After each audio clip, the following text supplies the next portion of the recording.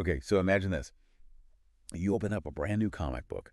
You get that whiff of ink and paper. Oh, it's the It's best. like a superpower in itself, right? Yeah. And instantly, you're battling villains, Mm. exploring new worlds, and all just from like holding this comic book in your hand. Mm-hmm. That feeling, that's the magic of comics. Yeah. But it's got a backstory, and it's way more fascinating Right, yeah. than just like a quick phone booth change. Way more.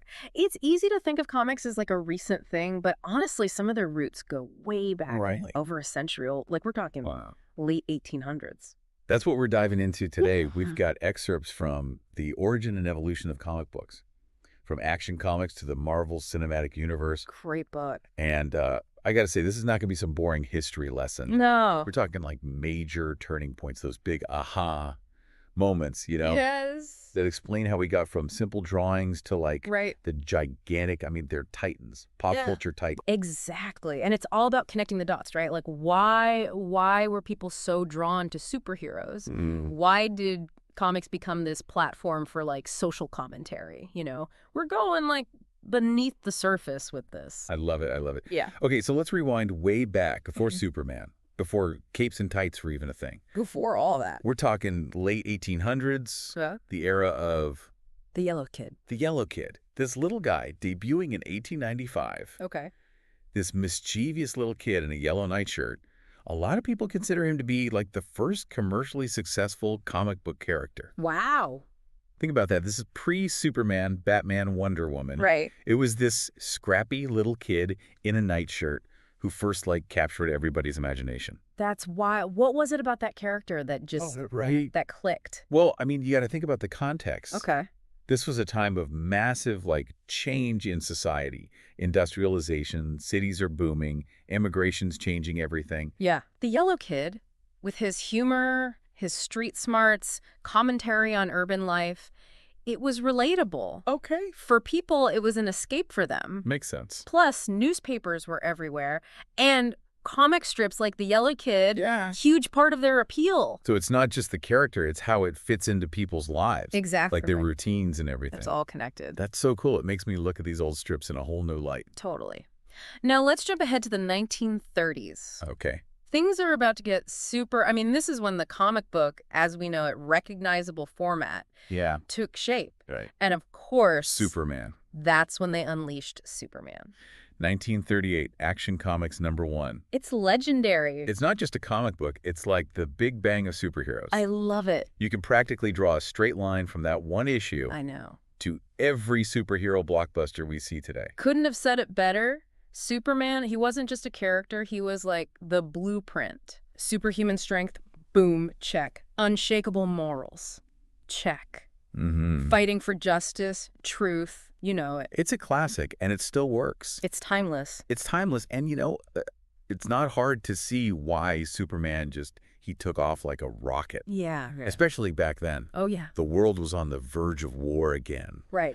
And people were desperate for hope, for someone to like stand up for what's right. Of course, even if it was a fictional character. Even if it's fictional, yeah. Exactly. And that is where the golden age of comics gets really interesting. Okay. Because it wasn't just about escaping anymore. Right. Comics became this reflection, of the anxieties, the aspirations of like a whole generation. Yeah. Remember that iconic image? Which one? Captain America punching Hitler Oh, yeah. on the cover of Captain America Comics #1 in 1941. Yeah. That's propaganda for sure. Right. But it also like captures that raw fear, that hope Yeah. of a nation going to war. Wow. It's like holding a piece of history in your hand. It is. And you can feel the anxiety fueling those stories, those legendary heroes. Yeah. But here's a twist for you. After the war, superhero comics, Yeah. they kind of dipped in popularity. Really? It's kind of unexpected, right? You would think post-war world, Yeah, you'd think. crime superhero territory, right? What happened? Yeah, what happened? I know, right? You'd think post-war world, boom, superheroes all the way. Yeah. But it seems like people were ready for something a little different. Yeah. So what filled that void? Right. Like, what were people picking up, if not like tales of these super-powered showdowns? It's so interesting. It really is because, like you said, the world had changed. Yeah. People's tastes had changed. And this is when genres like crime and horror, Okay. romance, westerns, Wow. they exploded Right. in the comic book world. I mean, Yeah. we're talking titles like Tales from the Crypt, Oh, yeah. offering a different kind of thrill, Right. a little darker, Yeah. macabre, a different form of escape. Right, right. But it just goes to show how adaptable the medium was, Yeah.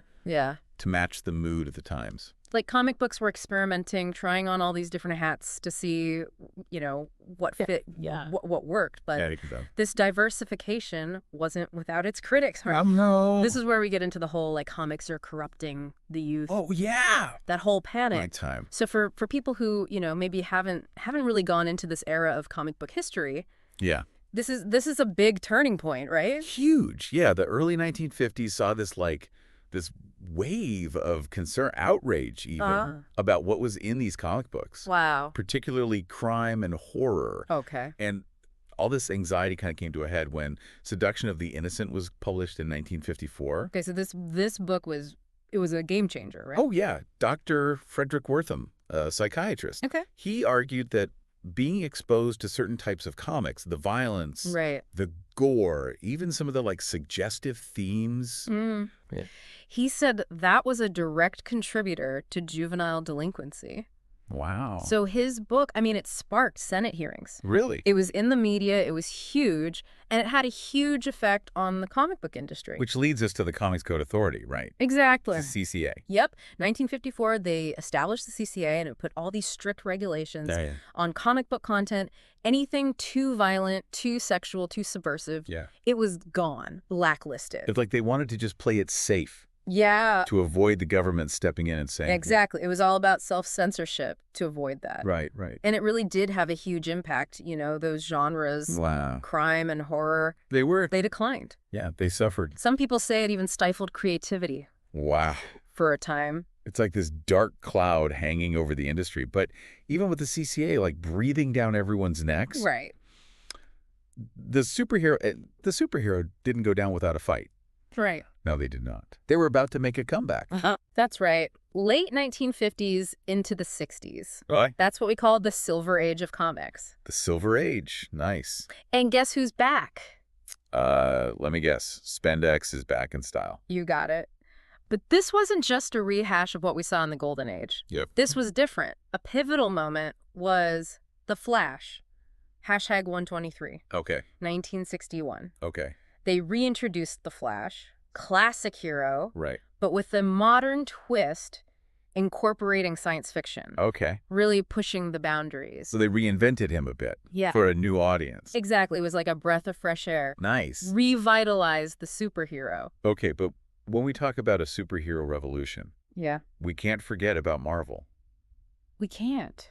Stan Lee, Jack Kirby, Steve Ditko. I mean, they changed everything. They changed the game. Marvel's approach to superheroes. Yeah. It was revolutionary. These weren't just these symbols of morality, Right. These are flawed. They were complex. They Yeah. had insecurities, personal struggles. Real people. They felt real. They felt relatable. Yeah. Like Spider-Man. Oh, classic example. The teenager dealing with grief and responsibility, trying to make rent. And fight crime. Those aren't your typical superhero problems. No, not at all. It's no wonder these stories connected with a much bigger audience, right? Of course. But it wasn't just Spider-Man. The X-Men dealing with prejudice, discrimination. Right. The Fantastic Four family drama. Right, on top of saving the world. Right, alongside cosmic threats. Yeah. They tapped into universal human experiences. Yeah, they made them human. Exactly. More grounded, relatable, human. It's like they took that classic Superman archetype Yeah. and they just injected it with Yeah. a dose of just real life, everyday problems. Absolutely. But the evolution of comics, Yeah. it didn't stop there. Right. They did. You look at comics from the 70s and 80s, Yeah. you could feel this different vibe. Yeah. It's darker, Yeah. grittier, and they're willing to tackle these more real issues. They got real. Yeah, you're right. It's a crucial shift. The Bronze Age of comics, they call it. Okay. They embraced those like heavier themes, Yeah. drug addiction, racism, political corruption. And these weren't just like, you know, Yeah. plot devices. These were woven into the stories they were telling. Yeah, they really did. It's like comic books matured alongside the readers, Totally. tackling these like more complex, more challenging ideas. And it wasn't just the stories. The heroes were changing too, right? Absolutely. This is when you see the anti-hero really like come into their own Yeah. characters like Wolverine, the Punisher, Oh, yeah. driven by vengeance, rage, disillusionment. Right. They challenged the whole idea of what a hero could be. Right. The line between good and evil. Yeah. It was blurry. It was totally blurry. It's like the world itself was becoming more morally ambiguous. Yeah, it's like comic books weren't shying away anymore. Nope. They were holding up a mirror, showing us not just the good, but like the messier parts of ourselves in society, Absolutely. And you also see the rise of these independent publishers. Yeah. Dark Horse, Image Comics, bringing a whole new energy. Different style. Totally different style. So they gave creators more control. I mean, they weren't afraid to push those boundaries, Oh, yeah. They were pushing boundaries, mature themes, Right. unique storytelling. It was a really creative time. It's incredible how much changed in just a few decades. It is. But we're not done yet, right? Not even close. The 1980s, that's when we get the modern age of comics. Okay, the modern age. So what defines this era? Well, for one, graphic novels, they finally get recognized as like a serious form of literature. They weren't just for kids anymore. No, we're talking Watchmen, The Dark Knight Returns, Art Spiegelman's Mouse. Right. I mean, those are modern classics. They are, deep, complex, exploring politics, morality, trauma. Yeah, they were saying so. It's like comics finally broke free from those old stereotypes. Yeah, they proved they could be just as powerful as any novel or any film. Exactly. And all this was happening as the digital world was exploding. Right, the internet. Online platforms, digital comics, web comics. Suddenly, anyone could be a creator. Anyone could share their stories. Wow, more voices, more stories. Or possibilities. Speaking of stories. Yeah. We can't forget about the big one, the elephant in the room. Go on. Comic book characters, they weren't just on the page anymore. No, They were hitting the big screen. They were everywhere. In a big way. Huge. The Marvel Cinematic Universe. Oh, yeah. I mean, starting with Iron Man back in 2008. It's everywhere. This whole interconnected world, it captured everybody's imaginations. It did. And we can't forget about DC, right? Of course not DC. The Dark Knight, huge impact. These weren't just adaptations. They were pushing the boundaries of what comic book movies could be. Exactly. And they were good, critically acclaimed. I mean, box office hits. Oh, yeah. It's amazing to think that a character like Superman, who debuted in, 1938? Action Comics #1. Action Comics #1 can still be a box office, like a mega hit all these years later. I know. It's wild. From the yellow kid in the newspaper Incredible. to multi-billion-dollar movies. That's quite a journey. It really is. And it just shows how much comics are a part of our culture. Yeah. I mean, just like back in the golden age, they reflect us. They reflect our anxieties, our values, hopes for the future. But now they're not just reflecting. Yeah. They're shaping our world, influencing everything. Film, TV, even video games. It's true. They're everywhere. So as we kind of wrap up this deep dive, I mean, what's the biggest takeaway for you? What makes all of this history, this evolution, what makes it matter? I think for me, it's just a reminder that there's so much more to comics than just, what you see on the surface. They can be a mirror, a window, a springboard for our imaginations. That's a great way to put it. And the best part, their story isn't over yet. It really makes you think, what stories will they tell? What new heroes are going to grab our attention? Exactly. And how will they change the world? It's something to think about next time you pick up a comic book. Thanks for joining us for this deep dive. And until next time, happy reading.